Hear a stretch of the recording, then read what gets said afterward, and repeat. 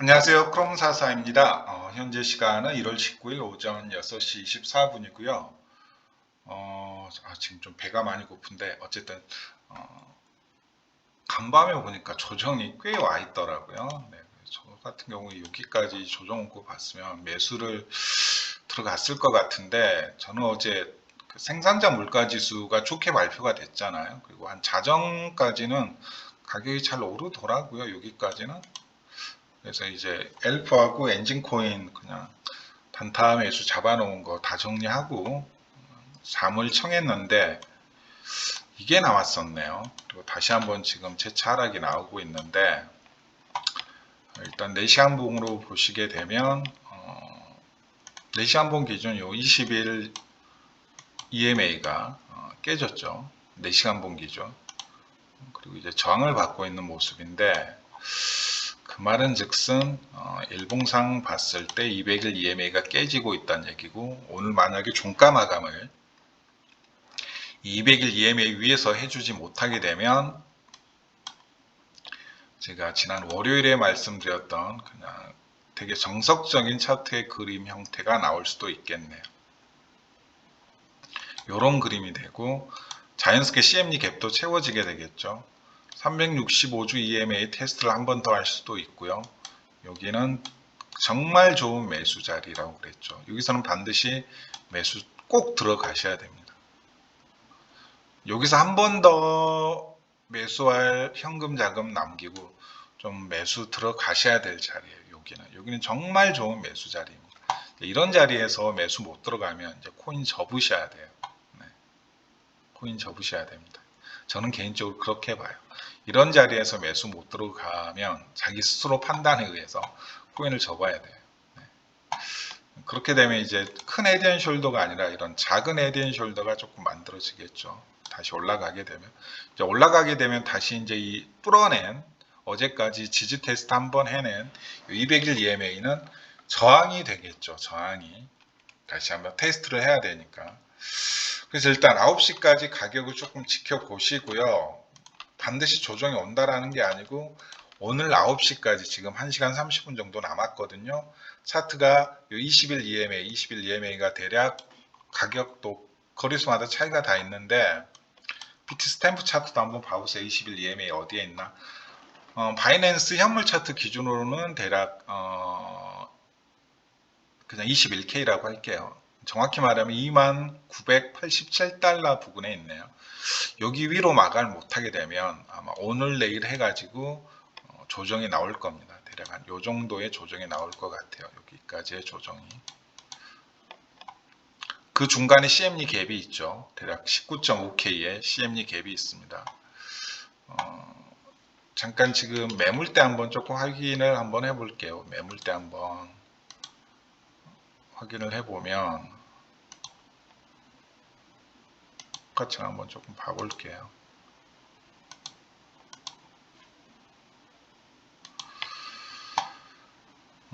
보시게 되면 19.7K, 19.6K 부근에 지금 1500개, 1100개, 그 다음에 19.5K에 또 1000개 이렇게 걸려져 있네요. 즉, 19,500달러, 19,600달러, 19,700달러가 강한 매수 자리가 되겠네요.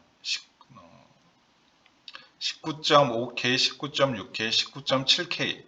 여기가 CME 갭이 위치한 자리거든요. 거기에 1500개, 1100개, 1000개, 그러면 한 3500개에서 3600개가 걸려져 있으니까 여기까지 가격 하락이 나올 것 같습니다. 만약에 조정이 나오게 되고 오늘 9시까지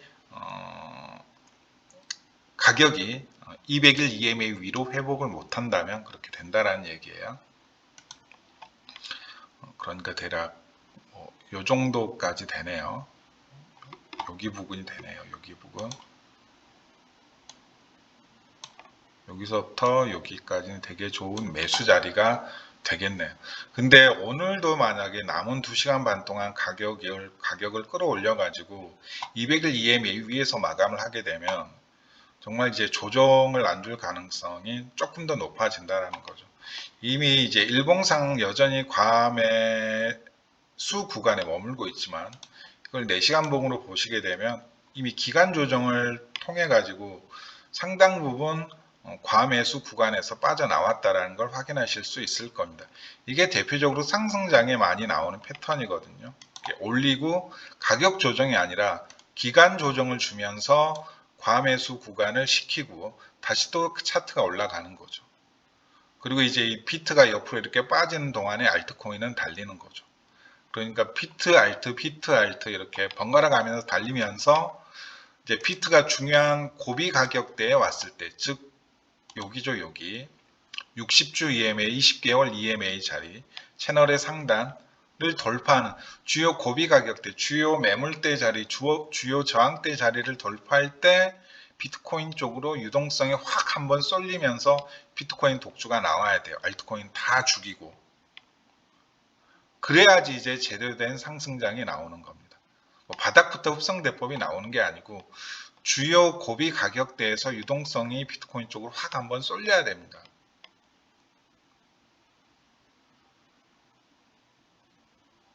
즉 가속 채널이 만들어질 때 혹은 새로운 조정이 끝나고 새로운 임펄스 파동 하나가 뜰 때 비트코인 쪽으로 유동성이 확 쏠릴 때 나오는 게 흡성대법이죠.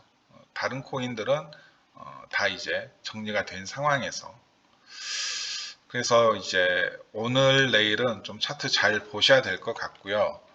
어젯밤에 여기서 좀 매수하신 분들은 되게 조금 승자신 것 같네요. 잠 안 자고. 저는 어제 생산자 물가지수가 발표되는 거 보고 차트가 여기까지 올라가더라고요. 생산자 물가지수 발표되는 거 보고 야, 이거 조정이 없겠구나. 조정이 오더라도 200일 EMA는 지켜내는 수준에서 종가 마감으로 조정이 오겠구나라고 생각을 했는데, 그리고 이제 뭐 엔진하고 엘프는 그냥 다 팔고 단타로 그냥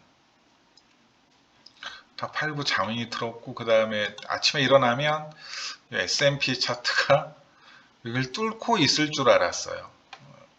저 같은 경우 이제 주식에 훨씬 더 자금이 많이 들어간 상황이라 지금 코스피 차트 같은 경우에도 여기 저항을 못 틀고 계속 비리비리 되고 있거든요. 가격 흐름이 이제 좋긴 한데 여기를 뚫어내야 되거든요. 여기 못 뚫어내면 이것도 여기 못 뚫어내면 여기 지금 계속 저항받고 있는데 지금 일봉상 보시게 되면 아마 이평선들이 다 수렴돼 있을 것 같은데 수렴돼 있죠. 결국 추세 저항 또 200일 EMA 저항 맞고 내려온 거거든요. 근데 이 아래에서 받치고 있는 20일 EMA, 60일 EMA 아래로 차트 또 빠지게 되면 이거 또 나올 수 있습니다. 이거 또 나올 수 있거든요. 그러면 이제 아시다시피 지금 비트코인이 나스닥을 많이 따라다니고 S&P를 많이 따라다니고 있는 입장에서 이거 조금 사태가 심각해지거든요. 사태가 조금 심각해질 수도 있습니다. 그래서 빨리 좀 뚫어내야 되는데 여기를 벌써 한 번, 두 번, 세 번, 네 번, 다섯 번, 이제 오늘까지 하면 6번인데 되도록이면 좀 설 연휴 되기 전에 좀 뚫어내고 마음 편히 좀 설 연휴를 보냈으면 좋겠는데 어제 조금 더 한번 지켜보고요. 그러니까 어제 저는 생산자 물가지수 잘 나오는 거 보고 아침에 일어나면 뚫려 있겠다, 뚫려 있겠다라고 생각을 하고 있었거든요. 근데 이게 또 못 뚫고 지금 아래로 잘못하면 처박히게 될 상황인데, 이거 아래 수렴된 이평선들 아래로 다 빠지게 되면 가격도 여기까지 내려옵니다. 여기까지. 여기 못 지켜내, 이 추세 못 지켜내면 또 여기까지 내려오거든요. 그 말은 즉슨 비트코인 가격도 뭐 18.9K, 19K까지 내려온다는 얘기죠. 그것까지 조금 감안을 해 주시고요. 그래서 지금 비트코인이 나스닥이나 아니면 S&P 따라다니는 게 절대 좋은 일이 아니고, 이건 어떻게 보면 비트코인을 투자할 이유가 없는 거죠. 그럴 바엔 이제 나스닥이나 S&P나 아니면 국내 코스피 하는 게 나아요. 기대 수익률도 비슷하고 폰지 사기 혹은 뭐 데이터 쪼가리라고 욕먹어가면서 할 이유가 없는 거죠. 결국 이게 계속 말씀드리지만 아직 이 시장이 이머징 마켓이 아니고 과거와 같은 가격 탄력성을 보여줄 여지가 없는 시장이라면 더 이상 남아있을 이유가 없는 시장이죠. 이 시장은 반드시 좀 대체 자산으로서의 가치가 있어야 됩니다. 그래서 이제 잠깐 스테이블 코인 얘기를 조금 하자면, 이건 조금 과거로 거슬러 올라가서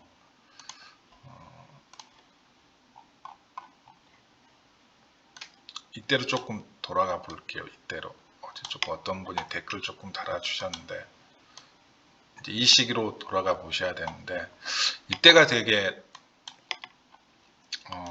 암호화폐 진영에 있어서는 여러 가지 일이 있었죠.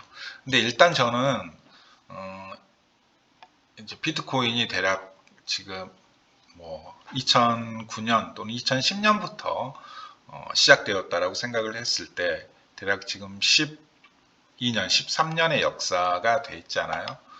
저는 이때 이전과 이때 이후로 나누어져야 된다고 생각을 합니다. 개인적으로.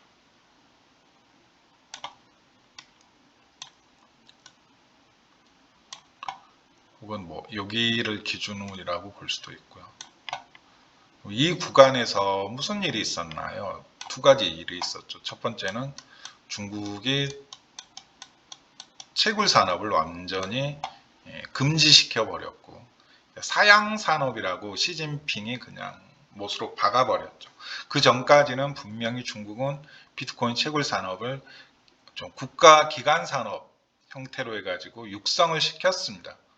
심지어는 뭐 비트코인은 좋다, 뭐 이렇게 시진핑이 트윗을 날렸던 적도 있었어요.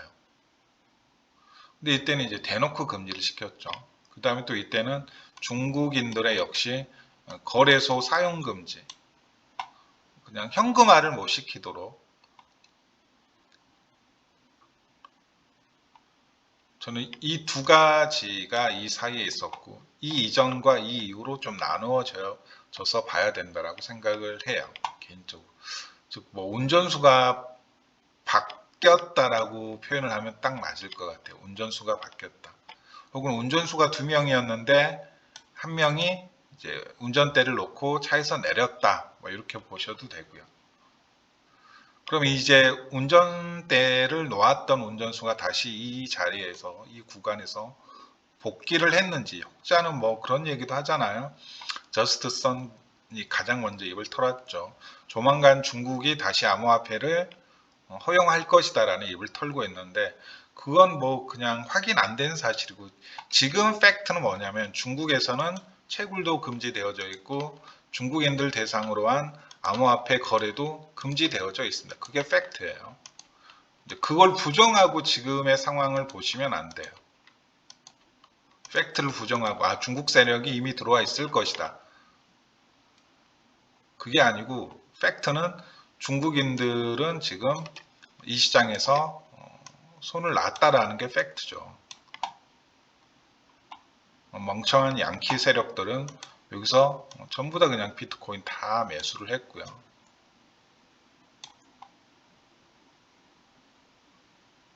DCG 같은 경우에는 자신의 생각과는 다르게 여기서 중국 악재 터지면서 결국 GBTC가 마이너스 프리미엄이 나온 거거든요. 여기서 중국발 악재 터지면서 GBTC가 이제 마이너스 프리미엄이 낀 거예요. 그게 뭘 의미할까요? 이게 뭘 의미할까요? 즉 GBTC 수탁자들 중에 상당수가 중국 세력들이었다는 얘기죠. 비트코인 올드 홀더들인데 GBTC 수탁자들 중에서는 올드 홀더들이 상당히 많습니다.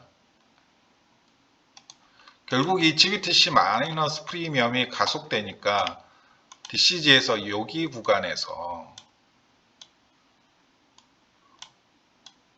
10억 불의 GBTC를 자사주 매입하듯이 매입을 하거든요. 근데 이걸 매입하면서 아마 얘네들은 ETF 통과 소식을 알고 있었을 것 같아요. DCG는 이미 내부 거래로, 내부 정보로 조만간 ETF 통과 소식이 나올 것이다. 그 말은 즉슨 여기에서 10억 불의 베팅을 하면 아마 그 호재 때문에 차트가 여기까지 혹은 뭐 전고점을 돌파할 때 마이너스 프리미엄이 해소가 될 것이다. 그러면 뭐 탈출을 하든 아니면 가격을 더 끌어올리든 뭐 그런 생각을 하고 있었던 것 같아요. 근데 갑자기 또 고점에서 중국인들이 거래소 금지를 한 번 더 때려버립니다. 그나마 남아있던 GBTC를 또 정리하고 그나마 좀 GBTC 마이너스 프리미엄 상황이 개선될 거라고 기대 내지는 희망을 품고 있었던 사람들조차 일부 정리하기 시작하니까 여기서 이제 마이너스 프리미엄이 더 가속화돼요.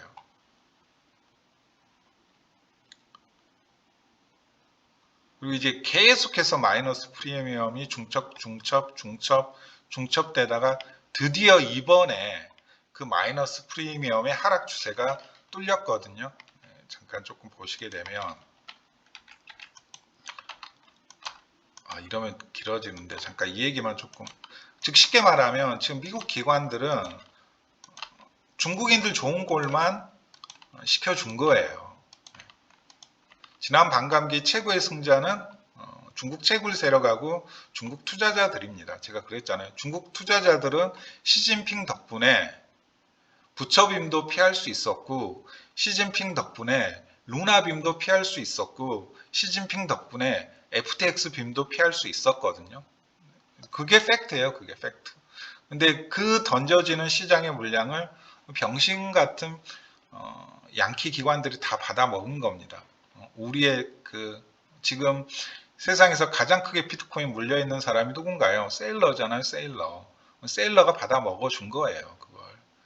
미국 기관들은 병신이라는 게 이제 그래서 제가 너는 얼마나 잘났는데 미국 기관을 병신이라고 부르냐. 아니, 근데 이 과정에서 보여준 행태가 그렇다니까요. 그 수많은 미국 기관들이나 전통적인 투자 그룹들에서 FTX 투자한 거 보고 참 쟤들도 사람 보는 눈 참 없다라는 생각이 들더라고요. 암만 로비를 잘하고 미국 정치권하고 밀접하게 선을 대고 있다고 해도 FTX에 저렇게 투자를 할 수가 있나? 라는 생각이 들긴 하더라고요. 그러니까 꼭 기관 투자자라고 해서 이게 정상적인 판단을 하는 건 아니구나 라는 생각을 하게 되더라고요. 결국 거기서 이제 마이너스 프리미엄 해소 못하고 중국발 거래소 금지 맞고 지금 계속 여기까지 온 거예요. 그런데 그 마이너스 프리미엄이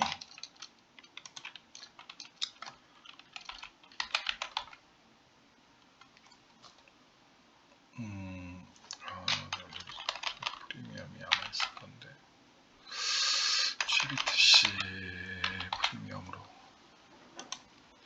그러니까 요거 한번 조금 봐보세요. 이게 GBTC 프리미엄인데 라인으로 바꿀게요. 여기 좀 정확히 한번 봐보세요. 네.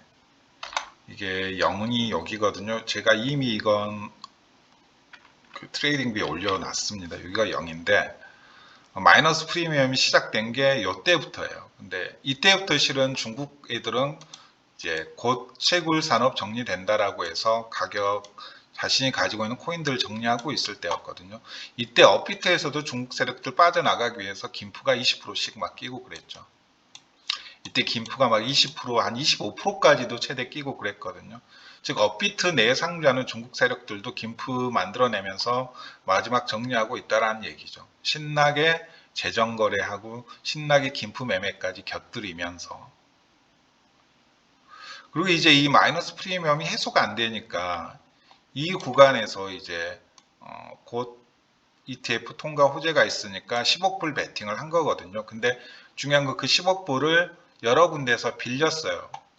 제네시스 트레이딩에서도 빌리고 제미니에서도 빌리고 여러 군데에서 끌어다 쓰는 과정에서 여기에서는 마이너스 프리미엄이 해소될 줄 알고 배팅을 갈긴 거예요. ETF 통과 소식을 알고 있었을 테니까.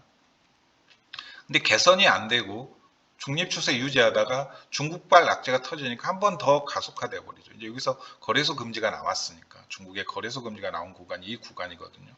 그리고 이제 계속해서 뭐 FTX 사태, 루나 사태 터지면서 마이너스 프리미엄이 여기까지 내려왔는데 근데 이 하락의 트렌드가 고점에서 내려오는 이 마이너스 프리미엄 하락의 트렌드가 드디어 뚫렸다고요. 여기에서 보시게 되면 뚫고 올라온 거 보이시죠? 좀 크게 보여드릴게요. 이 하락의 트렌드가 드디어 뚫렸다고요. 드디어. 여기 추세를 보면 아직 조금 남아있긴 한데 고점에서 이어지는 추세로 봤을 때 드디어 뚫고 올라왔거든요. 이게 개선이 됐다라는 건 뭘 의미한가요? 여기서 이만큼 개선이 됐다라는 건 뭘 의미해요? 누군가 GBTC를 신나게 샀단 얘기예요. 그러니까 가격이 올라가는 거죠. 프리미엄이 해소가 되는 거죠.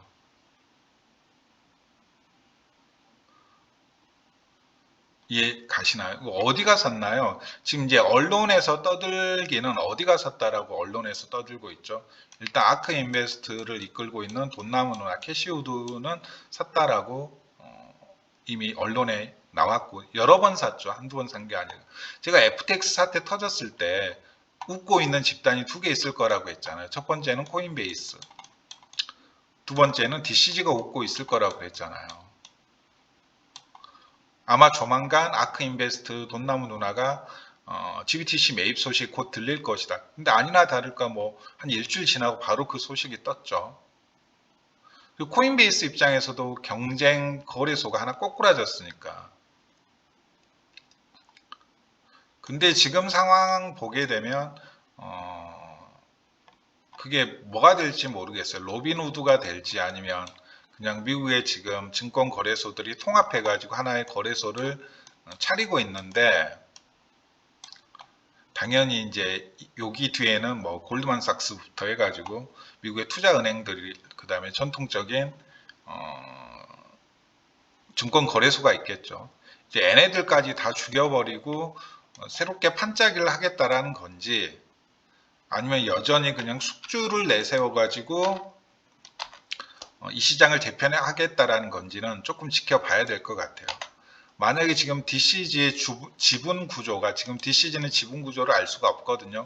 근데 이 DCG의 지분 구조가 실은 뭐 골드만삭스, 모건스탠리 아니면 미국의 뭐 블랙락을 포함한 대형 펀드 업체들, 투자 업체들 걔네들이 주류를 하면 실은 지금이 이제 똥꼬쇼를 하고 있는 거죠. 근데 확실한 건 이제 로빈후드 같은 경우에는 미국의 이제 거대 증권 거래소의 숙주거든요. 숙주가 아니죠. 뭐라고 해야 되나? 그냥 따까리거든요. 그 넷플릭스에 보면 게임스탑과 관련된 다큐가 하나 있는데 그거 꼭 보세요. 네. 그거 한번 꼭 보세요. 안 보신 분들은 넷플릭스에 보면 게임스탑과 관련된 다큐가 하나 있어요. 거기에 보면 로빈후드 거래소가 마치 무료 거래소 수수료 무료 이벤트가 아니죠. 거래소 수수료 무료 앱으로서 개미들을 위한 투자 앱 뭐 요렇게 이제 사람들한테 인식이 박혀 있었는데 실은 얘네들은 철저하게 기존의 대형 증권 거래소들한테 개미들의 투자 정보를 팔아가지고 이득을 취하고 심지어는 이제 IPO까지 성공을 했죠. 그 과정에서 로빈후드가 IPO를 성공하게 되면 누가 돈을 버나요? 로빈후드의 지분을 가지고 있는 물론 로빈후드 창업자들 가장 뭐 지분을 많이 가지고 있었겠지만 미국의 전통 투자자들도 로빈후드의 대부분의 지분을 가지고 있었거든요. 숙주였어요. 숙주라는 표현 맞죠? 주인의 반대가 숙주 맞죠? 숙주가 맞죠? 그는 나의 숙주였다 할 때 그는 나의 주인이었다 맞나요? 갑자기 숙주라는 표현 자체가 어쨌든 그걸 꼭 한번 보세요. 네. 그 다큐를 꼭 한번 보세요. 제가 무슨 얘기를 말씀드리려고 하냐면 어쨌든 이 자리에서 아크 인베스트하고 이제 모건 스탠리하고 GBTC를 매입을 했는데 과연 걔네들만 매입을 했겠냐? 걔네들은 그냥 일종의 그 스피커죠, 스피커. 언론에 뿌리기 위한. 근데 이 정도의 프리미엄이 해소되었다라는 건 어쨌든 상당 부분 GBTC 쪽으로 자금이 유입되었다라는 얘기죠. 10억 달러를 퍼 부었던 구간이 여기인데 10억 달러를 퍼 부었는데도 이게 깔짝 오르고 말았거든요. 근데 이 깔짝 오른 건 뭐 때문에 올랐냐면 ETF 통과 호재 때문에 오른 거예요. 그리고 이제 거래소 금지 터지니까 중국인들의 거래소 금지 터지니까 이렇게 되고 루나 사태로 이렇게 된 거고 그 다음에 FTX 사태로 여기까지 간 거거든요. 이게 10억 불 베팅한 게 지금 무리가 돼가지고 돌아오고 있는 거예요. 돈 내놔라. 그때 빌려갔던 돈 내놔라. 그리고 제네시스 트레이딩도 이때 DCG에 돈을 빌려줘가지고 지금 탈이 난 거고요. 어제 보니까 제네시스 트레이딩 곧 파산할 거라는 기사가 하나 떴는데 그 기사도 되게 좀 아사모사한 기사더라고요. 솔직히 말하면 그걸 그대로 믿고 이 시장을 봐야 될지 아니면 또 이제 악재 하나 퍼드 하나 퍼뜨려 가지고 그건 좀 더 지켜봐야 될 것 같아요. 정말 파산이 될지 뭐 파산 절차를 밟고 있다라고 했는데 그것도 확인을 해봐야 돼요. 반드시 크로스 체크를 한번 해볼 필요가 있다라는 거죠. 그래서 저는 좀 이게 눈에 띄는 변화라고 보고 있습니다. 쉽게 말하면 이 상승률이 ETF 통과권으로 올렸던 상승률하고 거의 비슷해요. 그리고 이제 이 추세를 어쨌든 뚫고 나왔거든요. 이 추세를 어쨌든 뚫고 나왔거든요. 잠깐 아래로 떨어지긴 했는데 즉 바닥 대비 한 20%가 올랐어요. 이때도 한 바닥 대비 이때는 바닥 대비 엄청 많이 올랐네요. 호재가 들어가서 그런지 모르겠는데 바닥 대비 한 50%가 올랐네요. 50%가. 제가 뭘 말씀드리고자 하냐면 누군가는 샀다는 얘기예요. DCG 악재 퍼뜨리고. 그리고 이제 언론에 나오기로는 기사로 나오기로는 아크 인베스트하고 그다음에 모건 스탠리하고 산 건 기사로 나왔죠. 지난 한 달 동안. 그리고 저번 주에 갑자기 GBTC를 인수하겠다고 DCG 알짜배기 회사 두 개나 하나는 제네시스 트레이딩하고 두 번째는 GBTC예요. 제네시스 트레이딩은 아시다시피 OTC 즉 장외 거래를 목적으로 주로 만들어진 회사고 제네시스 트레이딩은 이제 과거 꽤 오랜 시간부터 구체적으로 말하면 제가 2015년부터인데 2015년부터 대표적으로 비트코인을 수탁하는 비트코인 수탁 업체죠. 일종의 수수료를 내고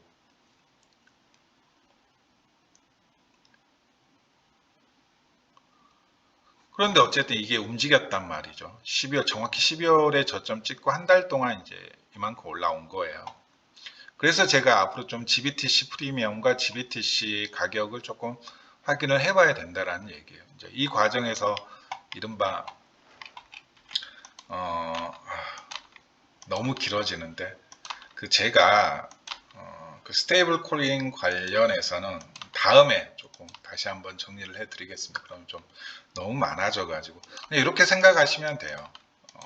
좀 간단히 말씀을 드리자면 지금 이제 시총 10위 안에 암호화폐 시총 10위 안에 무료 스테이블 코인이 몇 개가 있나요? 3개가 있죠. 3개. 첫 번째는 테더가 있고 그 다음에 USDC가 있고 그 다음에 BUSD가 있죠. 여기는 테더사 그 다음에 USDC는 서클사인데 서클사는 골드만삭스의 자회사라 그랬죠. 단순히 골드만삭스만 투자가 들어간 게 아니라 저는 미국의 전통 그룹들 있잖아요. 월가에 전부 다 서클사에 어느 정도 지분은 가지고 있다라고 생각을 하고 있어요. 그러니까 얘네들은 자신들의 기업 정보를 공개할 의무가 없음에도 불구하고 끊임없이 공개를 하고 있죠. 우리 서클사에서 운영하는 USDC는 어떠한 담보로 지금 어떠한 그 준비금 상태를 가지고 있는가 공개할 이유가 없거든요. 근데 계속 공개를 하고 있죠. 왜냐하면 이 테더하고의 헤게모니 싸움에서 이겨야 되니까. 그리고 이제 BUSD 얘는 이제 바이낸스인데 하지만 우리 작년 그 루나빔 사태 터지기 전을 한번 살펴봅시다. 여기 사이를 위협하던 스테이블 코인이 하나 있었죠. 그게 뭐였나요? UST였죠. UST. 루나하고 연동되는.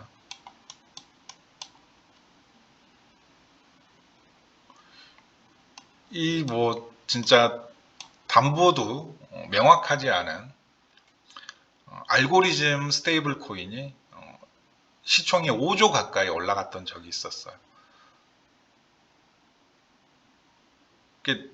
USDC 입장에서는 나는 확실한 넘버 2인데 얘가 자꾸 넘버 3에서 넘버 2 역할을 하려고 오고 있는 거예요.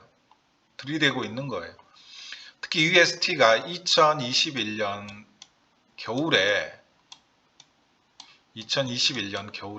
어마어마한 프로모션을 진행하거든요. 이때 보시게 되면 엄청나게 그냥 새로운 DF들하고 새로운 디파이프를 만들어내고 중앙화된 거래소에서 UST 뭐 이벤트 해가지고 특별 이벤트로 한 달 정도 특별 이벤트로 막 이자를 한 30%씩 막 주고 그 이후로 이벤트 기간이 끝난 뒤에도 UST를 장기 보관하게 되면 앵커 프로토콜이 그때 한 뭐 18%, 19% 왔다 갔다 했는데 20% 막 25%씩 막 주고 그걸 다 프로모션 한 거거든요, 실은. 그러니까 영업을 한 거예요. 자신의 지위를 테더 밑까지 끌어올리기 위해서. 그렇게 되면 자신의 영향력, 이 시장에 끼치는 영향력, 시장 지배력이 커지니까 죽이고 싶어도 못 죽이는 거죠. 대마불사라고 그때 제가 대마불사라는 표현을 불펜에서 유저분한테 들은 기억이 나는데 야, 대마불사로 만들 것 같다라는 얘기를 하시더라고요. 그분이. 진짜 대마불사가 되려고 등치를 키운 거예요. 그런데 애를 주기로 들어간 그룹이 명확하죠. 얘네들이죠, 얘네들. 어디 듣보잡 대동강물 떠서 장사하는 것 같은 알고리즘 스테이블 코인이 이 시장을 먹으려고 하니까 얼마나 꼴보기 싫을 거예요. USDC하고 BUSD 입장에서는. 그러면 애를 죽이기 위해서 판을 짜야 되는데 그럼 뭐가 필요하나요? 판때기가 필요하죠. 판때기. 경기장이 필요할 거 아니에요. 대량의 숏을 쳐야 되는데 루나하고 UST에 대량의 숏을 쳐야 되는데 판때기가 필요할 거 아니에요. 그 판때기를 누가 제공해 줬나요? FTX가 제공해 줬죠. 마진거래소. 그럼 얘 둘 셋이 편을 먹고 그 뒤에는 얘네들이 있고요. 얘를 잡은 거예요. 근데 도건이 진짜 똑똑한 게 단순히 이제 스테이블 코인이었던 UST를 도건이 진짜 얘는 대단한 놈이에요. 이제 전체 이 시장을 움직이는 세력들하고 맞다이를 뜬 거예요. 거의 한 달 만에 비트코인을 8만 개, 10만 개 정도 매수를 해버리죠. 그래서 하락장이 좀 지체가 된 거예요. 그나마 좀 늦춰진 거예요. 단기간에 매수를 해버립니다. 루나 파운데이션 가든 LFG라고 그러죠. 최소 8만 개, 한 8만 2천 개까지가 언론에 제보된 내용이고 저는 한 10만 개 가까이 매수했다라고 봐요. 그러면 이게 단순 8만 개, 10만 개가 8만 개, 10만 개가 아니죠. 이걸 담보로 해가지고 대출, 레버리지를 일으킬 수 있단 말이죠. 이제 이걸 가지고 이제 배수의 진을 친 거예요. 너네들 UST하고 지금 루나 공격하려고 하는 거 다 아는데 나 지금 비트코인 8만 개에서 10만 개 매수해 놨거든. 나를 죽이면 이 시장이 비트코인 루나하고 UST만 망하는 게 아니라 일시적으로 비트코인 8만 개, 10만 개 쏟아질 건데 너네들 감당할 수 있어? 이렇게 버틴 거예요. 근데 죽어. 감당할 수 있어. 어차피 비트코인 $10,000 떨어지면 거기서 다시 사도 되거든. 어차피 올더들은 비트코인 평단이 제가 말씀드렸잖아요. 몇백 달러에서 몇천 달러이기 때문에 걔네들은 6만 달러에서 파나 3만 달러에서 파나 상관이 없다고요. 그래서 거래소로 올드홀더들 물량 들어오는 게 그래서 무섭습니다. 걔네들은 누구들처럼 평단 생각할 입장이 아니에요. 그리고 자금력이 있기 때문에 거기에서 던지고 아래에서 숫자 늘리면 더 개이득이거든요. 솔직히 말하면. 그럼 얘네들 이제 다 정리한 거예요. UST. 그럼 이제 뭐가 농공행상이 있을 거 아니에요. 당연히. 농공행상이 있을 거 아닙니까? 전부 다 UST가 가지고 있던 스테이블 코인 도미넌스를 나눠 갖는 거죠. 이해되셨죠? 그리고 이제 이 과정에서 그때 이제 3자 동맹이었는데 FTX, 그 다음에 BUSD를 가지고 있는 바이낸스, 그 다음에 서클사, USDC까지. 근데 이 사이에서 또 이제 내부 분화가 또 일어난 거거든요. 쉽게 말하면. 잠시만요.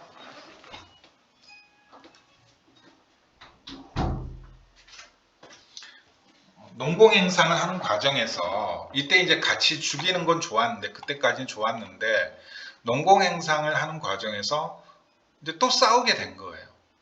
제일 먼저 이제 눈에 띈 게 애 둘이 힘을 합쳐가지고 쉽게 말하면 애 둘이 힘을 합쳐가지고 FTX부터 이제 조진 거죠. 얘가 또 너무 나대니까 갑자기 FTX 자체 스테이블 코인도 만든다라는 얘기까지 하고 갑자기 여러 그 암호화폐 디지털 업체, 수탁 업체 혹은 CFI라 그러죠. 막 인수하려 들고 심지어는 그 갑자기 생각이 안 난다. 지금 이 시장에서 가장 큰 옵션 제공하고 있는 업체가 어딘가요? 데리비트인가요? 비트파인가요? 갑자기 생각이 안 나는데 어쨌든 거기까지 인수를 하고 자꾸 또 몸집을 불리려고 하니까 이제 애 둘이 편먹어가지고 애를 죽인 거라고요. 그 과정에서 코인데스크에서 기사 하나 딱 내주고 짱펑자오 같이 입 맞춰주고 그 다음에 또 이제 애 둘이 싸우기 시작하고 있죠. 지금 이미 싸웠죠. 그래서 바이낸스에서는 이제 USDC 페어를 다 그냥 없애버렸죠. 그리고 이제 BUSD 페어를 늘릴 생각인 거고요. 그러니까 어쨌든 USDC하고 BUSD는 과거보다 시총이 훨씬 더 커졌죠. 시장이 박살났음에도 불구하고. 너무 길으니까 짧게 말할게요. 그리고 이제 바이낸스에서 USDC 페어를 다 없애자마자 USDC를 어디에 상장시키나요? 뜬금없이 여기에 상장시킨다고요. 로빈후드에.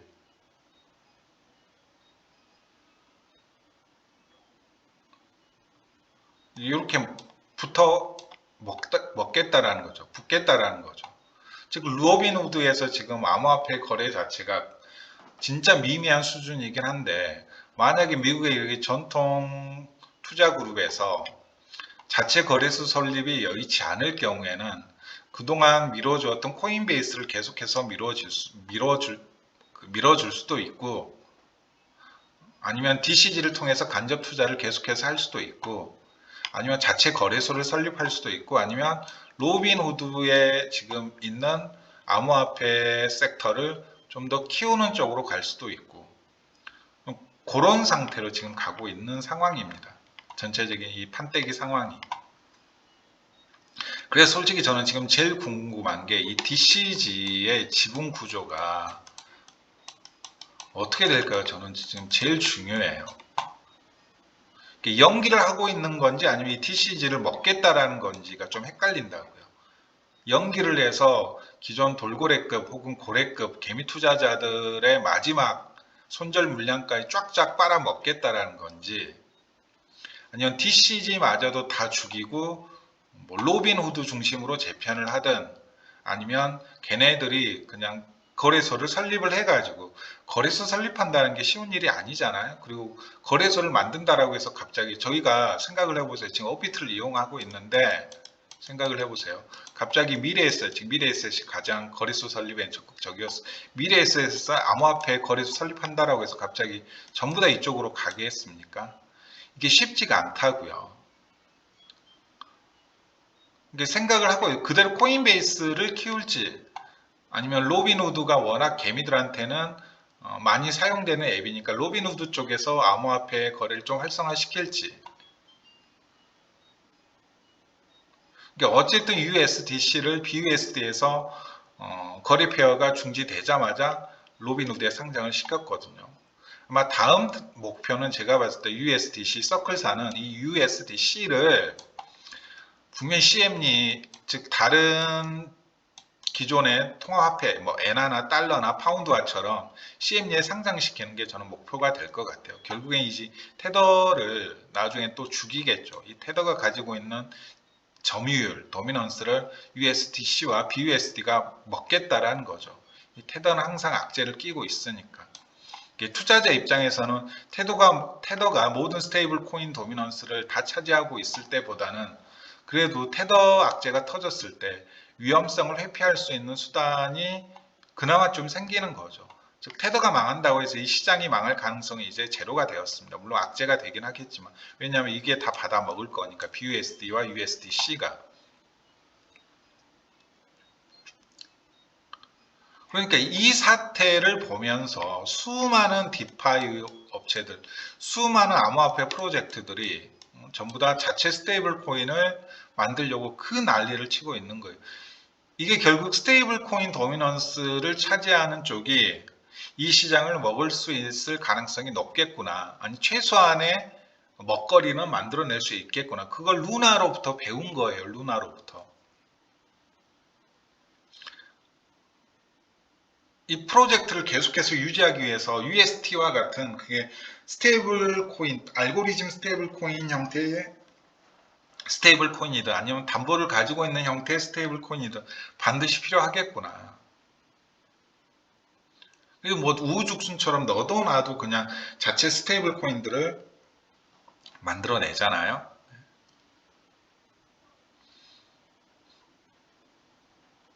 DCG의 지분 구조만 알면 쉽게 말하면 DCG도 서클사처럼 미국의 전통 투자 그룹의 일종의 하수인이다. 얼굴마담이라는 게 확인이 되면 DCG를 죽일 것 같지는 않아요. 제네시스 트레이딩을 망하게 그대로 둘 것 같지는 않습니다. 제가 봤을 때.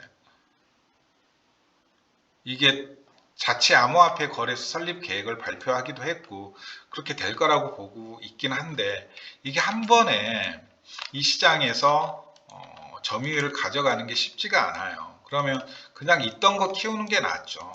있던 거 키우는 게. 로빈후드가 암호화폐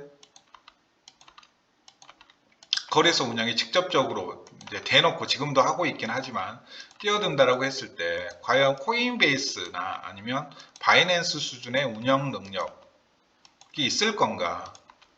없을 거란 말이죠. 미래에셋에서 갑자기 암호화폐 거래소 설립한다라고 해서 우리가 다 거기로 넘어가지 않듯이.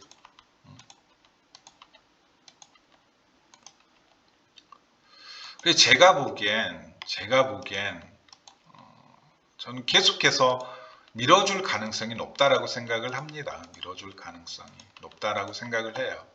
설사 전통적 미국 투자자 그룹 내지는 증권거래소에서 암호화폐 거래소를 설립한다라고 해도 저는 이 설립된 암호화폐 거래소가 큰 힘을 발휘하기는 힘들 것 같아요. 걔네들은 그걸 더 잘 알고 있겠죠. 그러면 결국 다시 코인베이스를 밀어줄 수밖에 없어요, 실은. 너네들이 반엔 제끼고 너네들이 차라리 1등 해라. 대신 코인베이스 USDC 거래 페어를 뭐 테더 거래 페어보다도 압도적으로 좀 높은 수준으로 끌어올려야겠죠. 그래야지 이해관계가 맞을 거 아니에요. 지금처럼 바이낸스 1인 독재 체제에서는 BUSD가 이제 USDC 서클사의 도미넌스 지분을 먹을 가능성이 있으니까. 대신 USDC는 확실히 디파이 시장에서는 테더 혹은 BUSD보다는 압도적인 점유율을 자랑하죠. 압도적인 점유율을. 그래서 자꾸 서클사에서 우리는 디파이 하겠다, 디파이 하겠다, 디파이 하겠다 노래를 부르고 있는 이유가 그거고 지금 디파이 풀들 중에서 실질적으로 이득을 내고 있는 디파이 프로젝트들 대표적으로 이제 가장 많이 이른바 큰 거래가 이루어지고 있는 뭐 대표적인 곳이 누가 뭐래도 이제 덱스 중에서는 유니스왑 그 다음에 대출 프로토콜 중에서는 뭐 리더 파이낸스 혹은 에이브 혹은 커브 파이낸스 뭐 이런 데죠. 가장 성장세가 값하는 데는 리더 파이낸스고,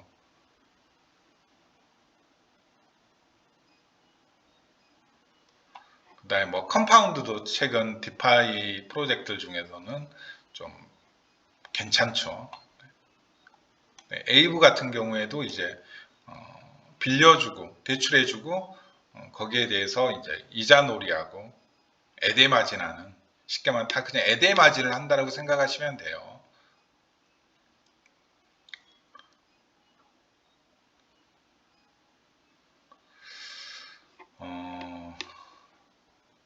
뭐 여기까지 조금 말씀을 드릴게요. 여기까지 지금 27,700달러니까 오늘 9시까지 해가지고 가격을 이제 어디에서 마감을 할지, 결국 이 프리미엄이 해소가 된다라는 건 여전히 미국 쪽에서는, 미국 기관들은 GBTC 쪽으로 일종의 간접 투자를 하고 코인베이스를 키워주겠다는 의미가 되죠. 그래서 이 흐름을 잘 봐야 됩니다. 이게 계속해서 아래로 떨어진다라는 건 결국 GBTC가 망한다는 얘기고, 이게 올라간다는 얘기는 뭔가 다른 움직임이 있다라는 거예요. 그래서 GBTC를 좀 잘 보셔야 됩니다. 그리고 GBTC 수탁자들 중에서는 올드 홀더들이 정말 많습니다. 그래서 GBTC를 인수하고 싶은 건지도 몰라요, 실은. 그리고 GBTC의 지금 내부 회사 정보도 궁금한 애들이 꽤 많을 거니까. 그건 DCG도 마찬가지고, DCG 지분 구조가 되게 궁금한 상황이니까.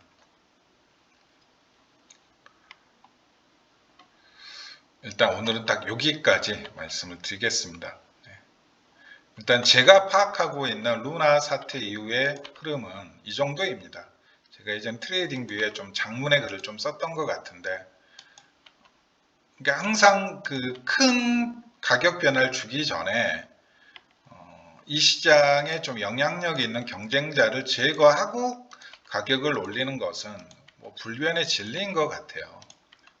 우리가 2021년, 2020년 뭐 한 3분기, 4분기부터 2021년 전반기까지 상승장이 나오기 전에 제일 먼저 얘네들이 했던 게 뭐부터 정리했죠? 비트맥스부터 정리했죠. 비트맥스 저렇게 놔뒀다가는 비트맥스만 좋은 꼴 보게 생겼다 이거예요. 그래서 그냥 아스에이즈부터 해가지고 싹 다 감옥에 쳐 넣었죠. 자금 세탁법 위반으로. 그때 칼로 활용된 게 미국 뉴욕 남부검찰청입니다. 미국 뉴욕 남부검찰청은 참 자주 등장하죠. 그 미드 중에서도 그 빌리언스라는 미드 보게 되면 그 주인공 털보 아저씨가 미국 남부검찰청에서 근무하는 검사 아닌가요? 그 하우스 캐피탈은 아니죠. 그 악역 역할을 하는 주인공이 회사하는, 걔도 이제 VC죠, 쉽게 말하면.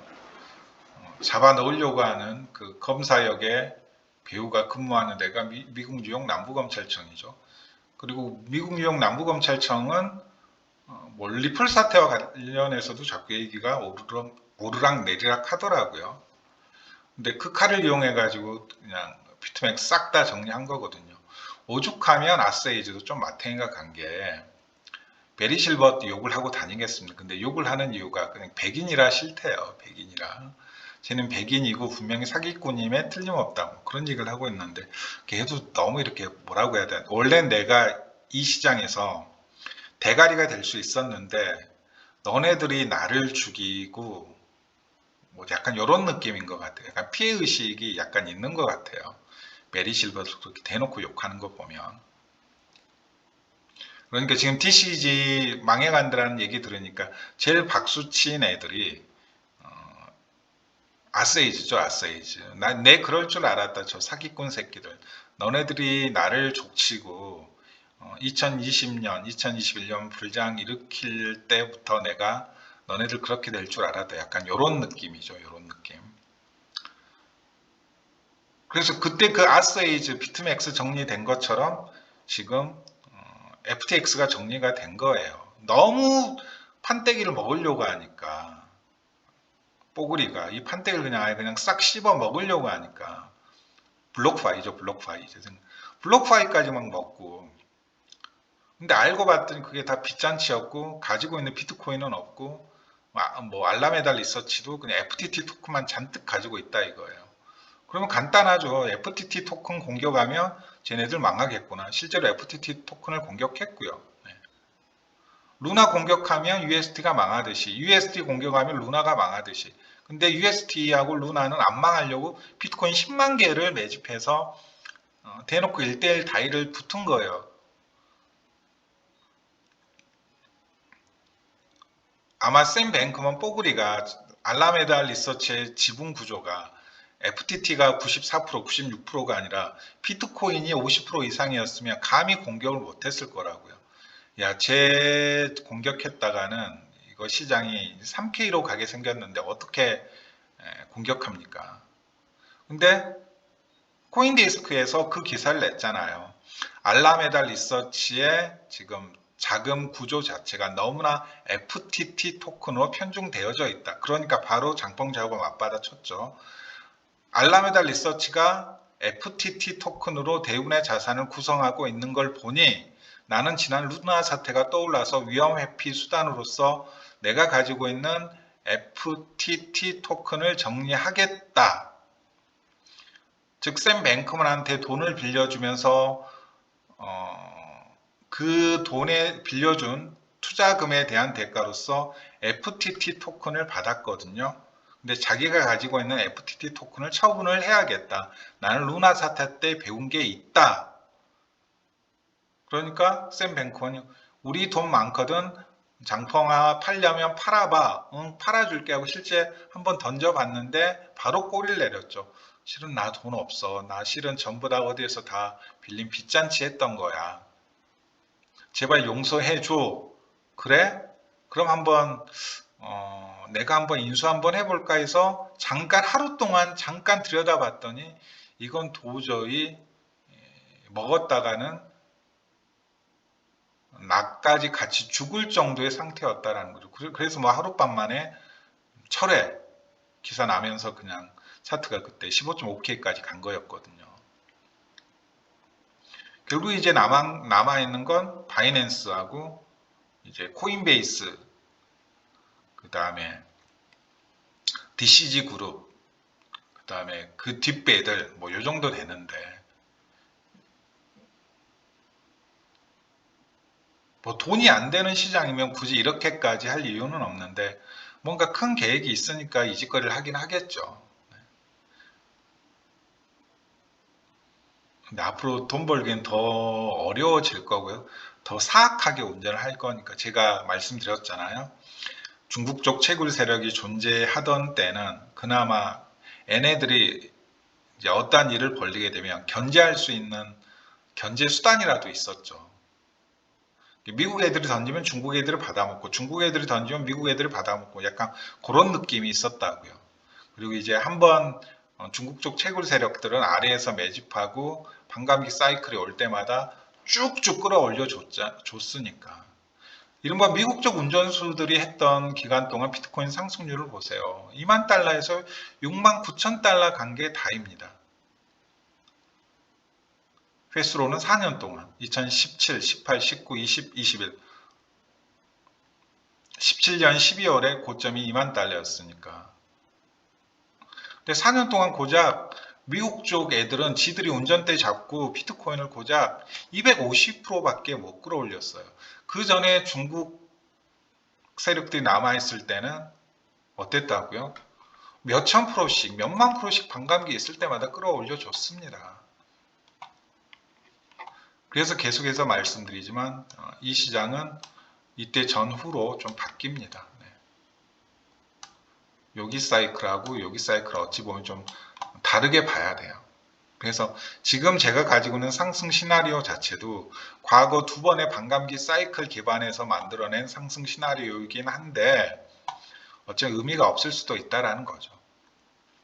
즉 이 시장은 오래 남아있을수록 과거의 영광을 보기보다는 돈을 잃을 가능성이 이제 냉정하게 말하면 저는 많다라고 봐요. 어줍지 않은 존버 전략으로는 어쩌면 돈 벌 수 있는, 즉 어줍지 않은 과거와 같은 전략으로 이 시장에서 살아남기는 저는 더 힘들다라고 봐요. 더 빠삭해져야 돼요. 그럼에도 불구하고 지금 자리는 여러 가지 상황, 가격적인 상황, 그 다음에 뭐 최근에 일어났던 악재, GBTC 가격 흐름, 코인베이스 주식 차트 가격 흐름, 그 다음에 뭐 S&P가 어느 정도 저점 나오지 않았나, 인플레이션도 고점이 나오지 않았나, 그 다음에 뭐 페드나 저희 한국은행에서 바라고 있는 이른바 금리 최고치 수준에 어느 정도는 도달했다. 이제 뭐 한국 같은 경우에 0.25% 딱 한 번 올리면 4%가 되니까 이 이상 올리기는 좀 힘들고요. 미국은 지금 4.75%인가요? 그러면 뭐 5%, 6%다 얘기가 많지만 5.5%까지 올린다라고 하면 0.25%씩 한 3번 정도 올릴 여지밖에 없잖아요. 지금 미국 금리가 4.5인가요? 4.75인가요? 헷갈린다. 어쨌든 4.5 아니면 4.75인 걸로 알고 있는데 한국은 3.75% 얼마 전에 3.75%로 올렸죠. 그럼 이제 딱 한 번 얘네들은 기껏해 한 3번에서 4번 올릴 여지가 없으니까 그 기대 심리로 지금 이른바 주식도 움직이고 있는 거거든요. 이제 꼭대기에 왔다. 최악의 상황에 꼭대기에 와 있다라는 그런 인식이 좀 팽배한 상황이죠. 그리고 이렇게 미국에서 계속 금리를 올릴 수 있는 가장 큰 근거는 뭐라고요? 아직은 실업률이 최악의 상황만큼 올라가 있지 않다라는 거죠. 제가 나중에 좀 몇 개 조금 보여드릴 지표가 있긴 한데 저는 좀 많이 보고 있는 지표 중에 하나가 미국의 가계대출 연체율을 조금 많이 보고 있거든요. 근데 실업률하고 가계대출 연체율, 실업률 올라가고 미국의 가계대출 연체율이 올라가고 여기에 인플레이션이 가중화된다. 그러면 이거 세 개가 콤보가 되면 이제 진짜 경기 침체가 오는 것 같고요. 그러면 오히려 페드는 금리를 내립니다. 이걸 생각을 잘 하세요. 그냥 뉴스에서 떠드는 얘기만 받아들이지 마시고 이제 과거 사이클을 봤을 때 미국에서 금리를 내린다라는 건 이게 좋은 신호가 아니에요. 지금 경제가 되게 안 좋다라는 반증이에요.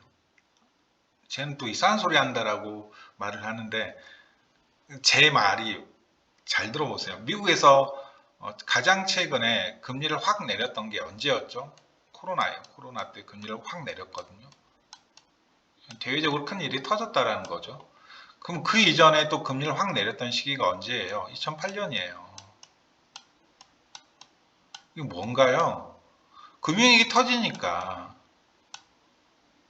그럼 역으로 말씀드려볼게요. 금리를 올릴 수 있다는 건 뭔가요? 그러니까 아직은 금리를 올려도 국가 경제가 어느 정도는 버틸 만한 힘이 있다라는 거죠. 그러니까 금리를 내려서 이 경제를 유지시킬 정도로 지금 경제 사정이 안 좋다의 반증이고 금리를 올리더라도 실업률도 올라가지 않고 가계대출 연체율도 올라가지 않고 인플레이션은 잡을 수 있는 상태다 이거죠. 결국 인플레이션을 잡겠다고 지금 금리를 올리고 있잖아요. 근데 페드가 파월이 이 실업률과 가계대출 상황 자체가 많이 안 좋았다면 감히 못 올렸을 거라고요. 근데 이제 곧 뭐 최근에 이제 4%, 6%, 4%대까지 봤으니까 곧 페드가 목표로 하는 인플레이션 수치, 페드가 목표로 하는 기준금리 5.5%가 됐든 최악으로 0.25%씩 계속 여러 번 하게 되면 6%까지 그냥 올린다라고 생각을 해도 결국 꼭지가 이제 얼마 안 남은 거죠. 그리고 그 인플레이션, 그 금리 상황에서 쭉 횡보되는 한 저는 주식이든 코인이든 같이 오른다라고 보고 있습니다. 오히려 그 고금리에서 저금리 정책으로 바뀌는 순간 탈출 타이밍이라고 말했죠. 이걸 바꾼다라는 건 뭔가요? 경제가 안 좋다라는 얘기예요. 근데 이 경제 상황이 안 좋은 과정에서 현금을 헬리콥터로 풀면 역으로 주식하고 코인이 올라가거든요. 코로나 때처럼 혹은 2008년 경제금융 위기 때처럼 대놓고 돈을 풀어버렸으니까. 근데 인플레이션 잡겠다고 금리를 올렸는데 금리를 내림과 동시에 시장의 돈을 과도하게 풀지는 않을 것 같아요. 그래서 이 다음 사이클에 오는 금리 하락 소식은 어찌 보면 상당 부분 악재가 될 가능성이 높다라는 거예요. 그리고 실제 과거 사이클만 봐도 이 금리 하락 시기에는 주식이 확 떨어집니다. 그럼 언제 오르기 시작한다고요? 다시 이 목표 금리에서 횡보할 때 이때 올라요. 즉 예를 들어 이제 6%까지 5.5%까지 올렸다 칩시다. 자, 이제 조금 경제도 활성화시키고 해야 되니까 3%까지 내리겠습니다. 뭐 대놓고 말은 하진 않겠지만 그러면 5.5%에서 3%까지 내려가는 동안은 주식이 빠집니다. 그리고 이제 그 목표 수치인 3%에 다다랐을 때 다시 주식이 오르더라고요. 과거 사이클은 그랬어요. 제가 이것도 언제 한번 정확히 보여드릴 겁니다. 그리고 가계대출, 미국의 가계대출 연체율, 그 다음 미국의 실업률. 근데 미국은 지금 최소한 취업시장 자체는 다른 나라와는 다르게 뭐 수많은 구조조정 소식이 들리고는 있지만 보여지는 거로는 실업률이 괜찮죠. 그래서 뭐 그렇게 구조조정을 대놓고 하더라도 어느 정도 버틸 수 있는 상황인 것 같아요. 근데 적당히 이제 실업률 올라가고 가계대출 연체율 쌓이게 되면 금리를 내리겠죠. 그 말은 즉슨 뭡니까? 미국에서 금리를 내린다라는 건 지금 미국의 실업률 상태가 심각하다는 얘기고 미국의 가계대출 상황이 되게 안 좋다라는 반증이라고요. 이해되셨나? 이게 이해가 되셔야 되는데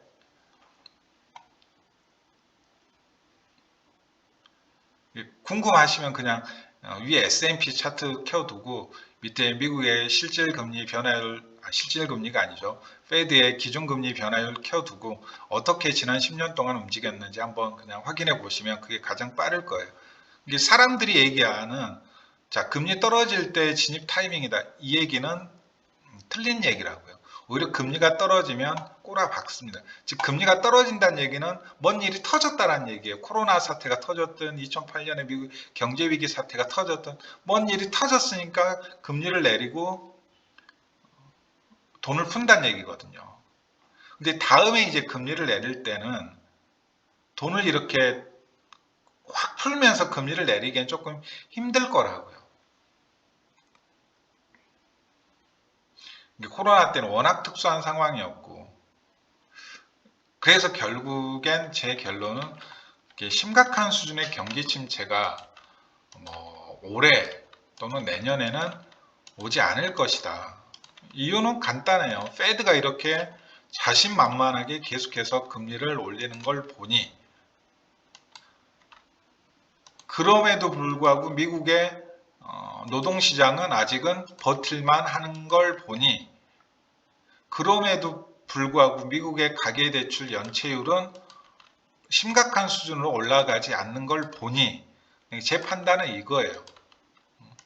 이번에 다보스 포럼에서 경제학자 75%가 경기 침체는 있을 것이다. 이렇게 얘기하는데 너는 걔보다 더 똑똑하니? 라고 반문하신다면 당연히 저는 그냥 한낱 방구석 트레이더일 뿐이죠. 근데 그냥 제가 말씀드리고 싶은 건 이건 저의 개인적인 의견이고 이른바 매크로 경제 상황을 애단하는 건 정말 어리석은 일이다라는 걸 말씀드리고자 하는 거예요. 경기 침체가 있을 것이다. 앞으로 몇 년간은 호황일 것이다. 이런 예측 자체가 수많은 데이터를 들면서 이런저런 예측을 하잖아요. 근데 뭐 유튜버들이 쏟아내고 근데 그런 게 다 의미가 없다고요. 결국 이 투자 시장이 어떻게 받아들이느냐, 사람이 어떻게 받아들이느냐, 거기에 맞춰서 미국의 국가 정책이 어떻게 나오느냐에 따라 달라지는 거죠. 그 상황에서 돌발 악재가 터지면 의도했던 상황과는 또 반대로 갈 수도 있는 거고.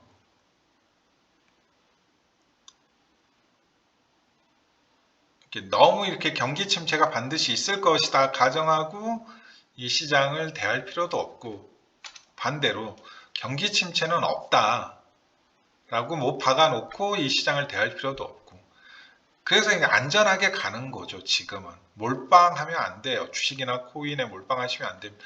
무조건 현금성 자산의 50%는 저는 예적금을 들어야 된다라고 보고 있습니다. 불과 2, 3년 전만 해도 예금하고 적금하고 정기예탁하면 바보 소리 듣던 시기였잖아요. 저 그냥 놀림을 받았죠. 놀림을. 근데 지금 한번 봐보세요. 네. 또 상황이 뒤바뀌었잖아요. 쉽게 말하면 야, 너는 정기예탁 들어갈 자금 여력이 되는구나. 나는 대출이자 갚기에 바쁜데 대출이자 올라가지고 지금 죽게 생겼는데, 뭐 지금 최근 신용대출 기본이 진짜 신용등급 좋으면 한 9%대고 기본이 뭐 11%, 12%잖아요, 지금.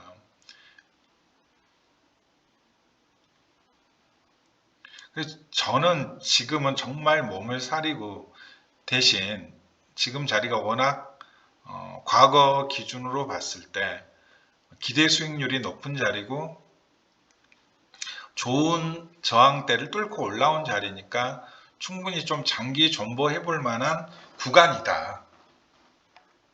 그럼에도 장기 존버하는 과정에서 정말 뭐 경기 침체가 오고 대외적 악재가 터지면 던지고 나와야죠. 그래서 큰 금액은 하지 마시라는 거예요. 이게 빨리 좀 이 사이클이 좀 나와줘야 되는데, 이게 바닥을 찍은 거라고 봐야 될 텐데, 이때 보면 이제 단기 고점이 플러스 50%, 이제 여기 박스권이 하나 있긴 한데, 이제 여기가 마이너스 50%까지 찍었거든요. 또이또이 한 거죠, 쉽게 말하면. 그래서 이거 좀 잘 봐야 됩니다. 이거 GBTC 프리미엄 변화율을 잘 봐야 돼요. 네, 이거 잘 보셔야 됩니다.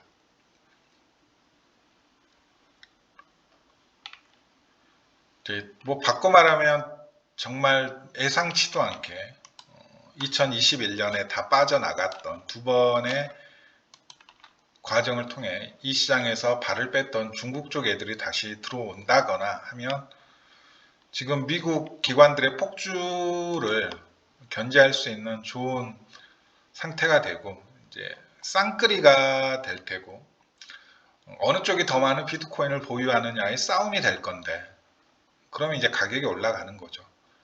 이제 한쪽 운전수가 이렇게 시장을 독점하게 되면 마음대로 쳐내릴 수가 있고 또 마음대로 쳐 올릴 수가 있는 게 가장 큰 문제입니다. 폭주 기관차처럼 지 마음대로 운전을 한다라는 거죠. 뭐 걔네들이 이 시장의 미래에 관심이 있는 세력일까요? 네. 그냥 돈 벌겠다라는 세력들이겠죠. 미국의 헤지 펀드들은, 미국의 전통적인 투자 그룹들은 이 시장의 미래, 뭐 블록체인의 미래 따위는 관심 없을 거라고요. 그냥 다시 한번 가격 올려서 개미들 털어먹을 생각만 하고 있겠죠. 네. 뭐 거래소가 망하든 말든. 하지만 뭐 이 시장을 지탱해온 올드홀더들, 장펑자오, 그 다음에 제가 가장 믿고 있는 이더리움을 이끌고 있는, 갑자기 또 이름이 생각이 안 난다, 비탈릭, 이런 애들이 이 시장을 주도하게 되면 정말 단순히 가격적인 부분이 아니라 정말 이 시장 또는 이 암호화폐 산업의 발전을 위해서 헌신하는 부류가 있다고요. 그런 사람들이 중심에 섰을 때 어찌 보면 가격도 같이 올라가는 거죠. 정말 폰지 사기가 아닌. 비트코인 라이트닝 네트워크가 정말 실사용화되면서 언제든지 편하게 비트코인을 이용해서 결제할 수 있고, 과거 윈도우 기반 이 시대를 종식시킨 게 안드로이드였듯이, 물론 이제 애플도 있지만 안드로이드하고 애플이었듯이 이 안드로이드하고 애플 시대를 종식시키고 안드로이드 기반 혹은 애플 기반 수많은 디앱들이 나왔듯이 이더리움 기반 수많은 디앱들이 실제 스마트폰에서, 실제 스마트 기기에서, 그게 자동차가 됐든 시계가 됐든 뭐 안경이 됐든 혹은 뭐 집 안에서가 됐든 이더리움 기반 디앱들이 정말 이 안드로이드 기반 얘네들을, 시대 변화가 있었잖아요. 이 과정에서 컴퓨터 시대에서 휴대폰 시대로 바뀌었고, 이제 이 휴대폰을 대체할 또 다른 스마트 기기가 나오게 되면, 아니면 그게 뭐 스마트 홈이 됐든 아니면 차가 됐든, 전기차가 이제 단순한 전기차가 아니죠.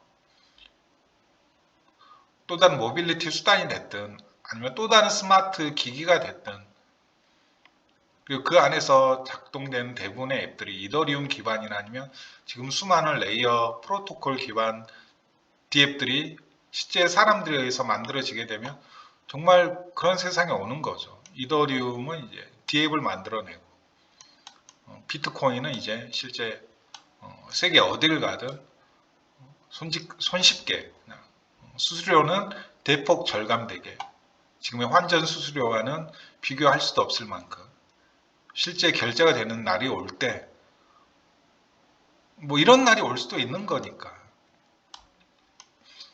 누가 보더라도 지금의 이런 흐름을 만들어낸 놈들이 이런 미래 비전을 가지고 가격을 움직일 것 같지는 않습니다. 그래서 짱펑 좌우가 시장을 주도하는 게 맞고, 뽀글이는 망해도 진작 망했어야 할 놈이었죠. 우리 비탈릭 형님이 계속해서 이 시장을 이끌어가고, 저는 비탈릭이 정말 사토시였으면 좋겠어요. 그런 얘기가 있잖아요. 비탈릭이 사토시다. 근데 그건 확실합니다. 비트코인 초기 코딩 만들어낼 때 비탈릭이 많은 도움을 줬다라는 건 실제 사실이거든요. 그걸 보면 사토시는 단순한 한 명의 개인이 아니라 집단인 것 같고, 그 집단을 이끌던 누군가는 있는 것 같아요. 그래서 비트코인 올드 홀더들이 이더리움을 인정해 주는 것 같습니다. 왜냐하면 비탈릭이 비트코인 탄생에 어떠한 공헌을 했는지 어느 정도 뭐 인정을 한다라고 할까요? 그리고 어쨌든 블록체인 세상을 열기 위해서는 이제 비트코인만으로는 부족한 게, 비트코인 단순한 결제 수단으로서 활용될 수 있을지는 모르겠지만 어쨌든 윈도우처럼 혹은 안드로이드처럼 수많은 디앱들을 만들어내기 위한 허브도 필요한 거니까, 그게 결국 이더리움이죠. 이더리움. 그리고 수많은 지금 이더리움에 도전하고 있는 레이어 프로토콜들이죠. 너무 장황한 얘기가 됐는데 지금 배가 고파 죽겠네. 네, 어지럽네요. 네, 오늘 방송 여기까지 하겠습니다. 괜히 뭐 이렇게 1시간 넘게 떠들어봐야 실제 방송 1시간 넘게 보시는 분은 거의 없는 것 같은데, 그냥 그래도 뭐 한두 명이라도 보시는 분, 제 뻘얘기를 듣는 분이 계시니까 감사한 마음으로 영상 녹화를 하고 바로 올리겠습니다. 그 편집이 항상 부족하다는 부분은 제가 죄송하다고 말씀을 드리고요.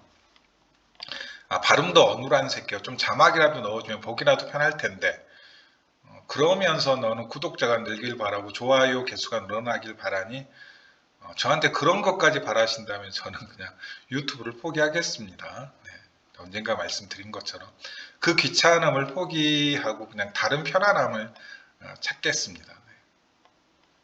네. 어찌 보면 이제 뭐 이런 얘기를 어디 가서 할 수 없으니까 마지막 소통의 수단이라고도 볼 수도 있는데, 제 입장에서도 보면 어쨌든 구독, 좋아요 많이 눌러주시고요. 설 연휴 전에, 그 다음에 뭐 내일이라도 다시 한번, 그러니까 오늘은 좀 요 200주가 아니죠. 200일 EMA 지지 여부 잘 살피시고요. 이제 뭐 1시간 30분 남았네요. 돌파 못할 경우에는 가격 하락이 조금 나올 것이다. 실망 매물이 좀 나오겠죠. 200일 EMA를 신경 쓰고 있는 트레이더들이 분명히 있을 거니까 실망 매물이 나오겠죠. 그 실망 매물을 받아먹고 다시 끌어올릴지 아니면 아래에서 다시 한번 좀 축적의 과정을 거칠지는 좀 지켜봐야겠지만 어쨌든 19K부터 제가 아까 보여드렸죠. 19K부터 19.7K 정도까지는 정말 좋은 매수 가격이다라는 거 다시 한번 강조해 드릴게요. 감사합니다.